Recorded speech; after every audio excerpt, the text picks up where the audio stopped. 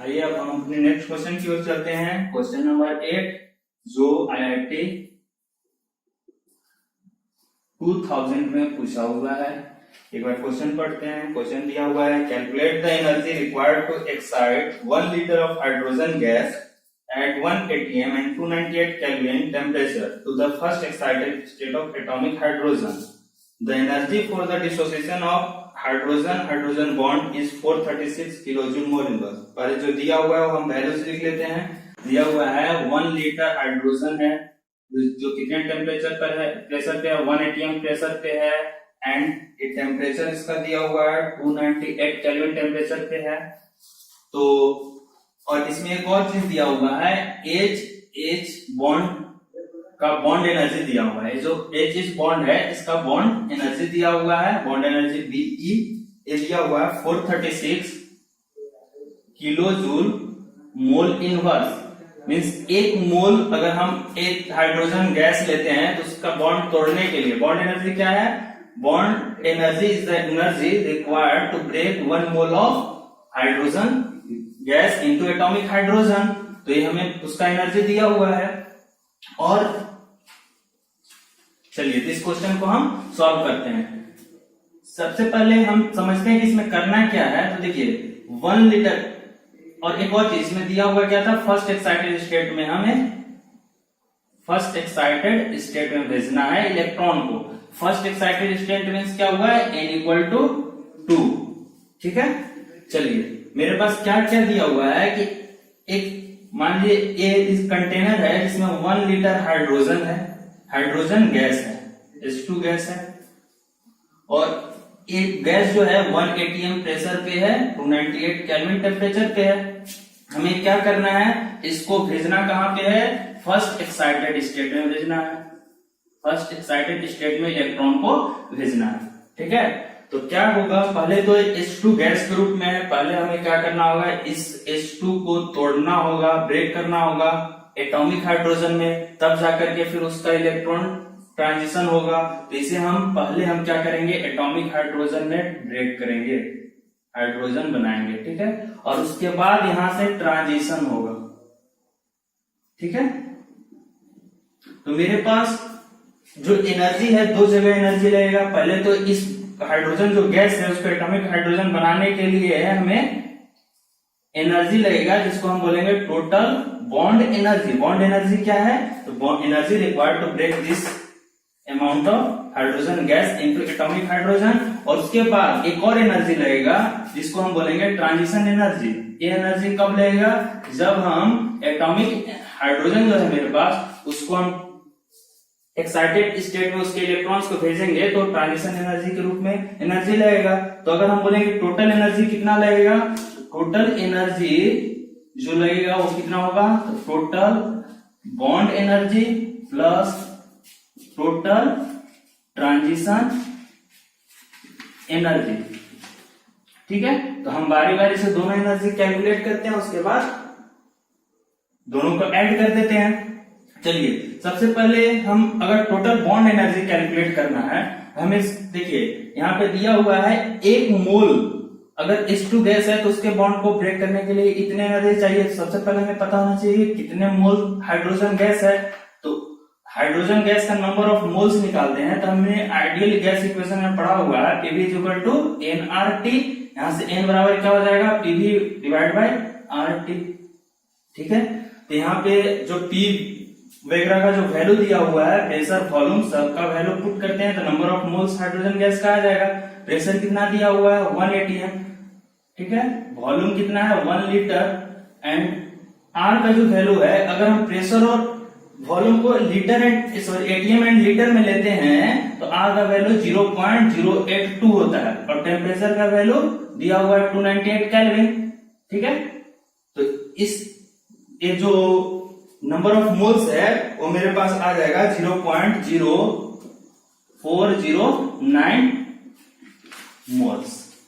ठीक है, ये मेरे पास आ गया हाइड्रोजन गैस। तो इतना मोल्स है, इतने मोल्स हाइड्रोजन गैस को ब्रेक करने के लिए मेरे पास कितने एनर्जी चाहिए, तो टोटल बॉन्ड एनर्जी का अगर हम बात करें तो कितना हो जाएगा, देखिए 1 मोल हाइड्रोजन गैस को ब्रेक करने के लिए 436 किलो जूल चाहिए, तो इतने मोल्स को ब्रेक करने के लिए कितना चाहिए, तो इससे हम मल्टीप्लाई कर देंगे 0.0409 मल्टीप्लाइड बाय 436 किलो जूल। ये एनर्जी मेरे पास आ गया किलो जूल में, जिसका वैल्यू हो जाएगा 17.8 किलो जूल। मेरे पास टोटल बॉन्ड एनर्जी देखिए एक आ गया। अब मेरे पास टोटल ट्रांजिशन एनर्जी निकालना है। सबसे पहले हम ट्रांजिशन एनर्जी निकालते हैं एक हाइड्रोजन के लिए।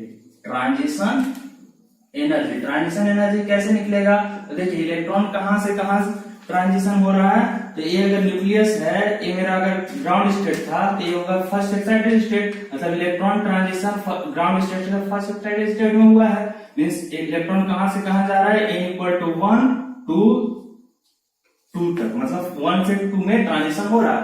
इसके लिए अगर हम ट्रांजिशन एनर्जी निकालना चाहे, मतलब E2 माइनस E1 करना होगा।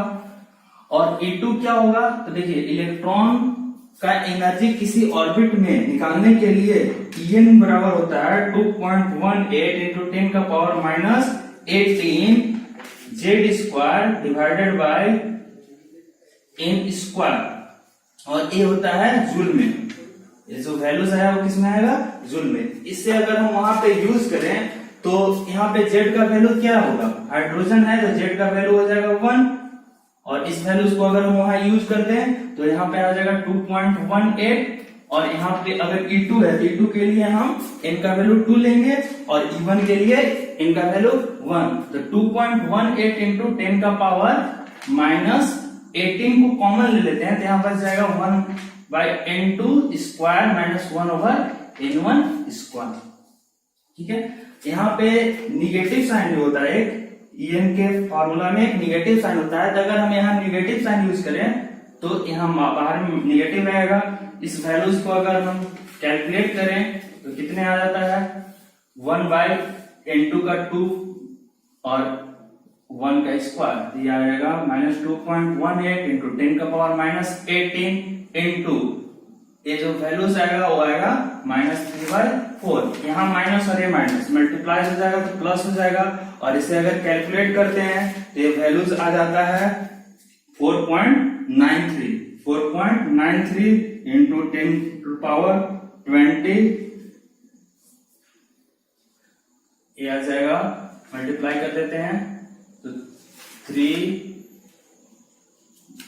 8 जा 24, 3 एकम 3 और 2 5, 3 दूनी 6 और ठीक है 6.54, और माइनस माइनस प्लस हो गया, डिवाइड बाई 4 हुआ, 10 का पावर माइनस 18, 4 से अगर हम डिवाइड करें तो 1 एक बार में जाएगा, ठीक है, और 2 और 5 तो 6, और फिर यहाँ आ जाएगा आपका 1 और 4 मीन्स 3 बार, तो 1.63 इंटू 10 का पावर माइनस 18, ये वैल्यू जो आया वो जूल में आया है, एक ट्रांजिशन एनर्जी आया है। तो चलिए, तो यहाँ पे अभी मेरे पास इतना जूल एनर्जी आया, अगर इसको हम किलो जूल में बदल दें तो आ जाएगा 1.63 इंटू 10 का पावर माइनस 18 इंटू 10 का पावर, जूल को किलो जूल में बदलने के लिए -3 से मल्टीप्लाई करना होगा, तो हो जाएगा 1.63 इंटू 10 का पावर माइनस 22 किलो जूल। ठीक है, तो अब देखिए मेरे पास इतना मोल्स है किसका, हाइड्रोजन का। ये जो ट्रांजिशन एनर्जी आया वो किसके लिए आया, फॉर 1 हाइड्रोजन। तो मेरे पास टोटल हाइड्रोजन कितना होगा और उसका टोटल एनर्जी कितना होगा, तो हम टोटल ट्रांजिशन एनर्जी निकालने के लिए क्या करेंगे, transition energy is equal to 1.63 into 10 का पावर माइनस 22 एक किलो जूल आया है, कितने के लिए, एक हाइड्रोजन एटम के लिए। तो मेरे पास टोटल हाइड्रोजन कितना होगा, तो इतना मोल्स है, इतने मोल्स में कितने हाइड्रोजन होंगे, तो इसे हम मल्टीप्लाई कर देते हैं 0.0409, ये अभी नंबर ऑफ मोल्स था, इसे हाइड्रोजन एटम में मल्टीप्लाई करने के लिए अवोगाड्रो नंबर से मल्टीप्लाई करना होगा, 6.022 इंटू 10 का पावर 23, इतने नंबर ऑफ हाइड्रोजन एटम होंगे। इसे अगर हम इसमें मल्टीप्लाई कर दें तो मेरे पास टोटल एनर्जी, ट्रांजिशन एनर्जी आ जाएगा, जो कि कितना होगा, तो टोटल ट्रांजिशन एनर्जी का वैल्यू आ जाएगा 80.6 इंटू 10 का पावर 3 जूल आएगा, इसको किलो जूल में बदल देते हैं तो इतना किलो जूल आ जाएगा। ठीक है, तो मेरे पास एनर्जी का वैल्यू आ गया। अब अगर हम ये दोनों एनर्जी को ऐड कर देते हैं, कौन सा एनर्जी, बॉन्ड एनर्जी और ट्रांजिशन एनर्जी, तो मेरे पास टोटल एनर्जी आ जाएगा। तो टोटल एनर्जी का वैल्यू दोनों को ऐड करने से आ जाएगा, कितना आया था, वो था 17.8 प्लस 80.6, ये आ जाएगा 98.44 किलो जूल। ये मेरे पास टोटल एनर्जी आ गया।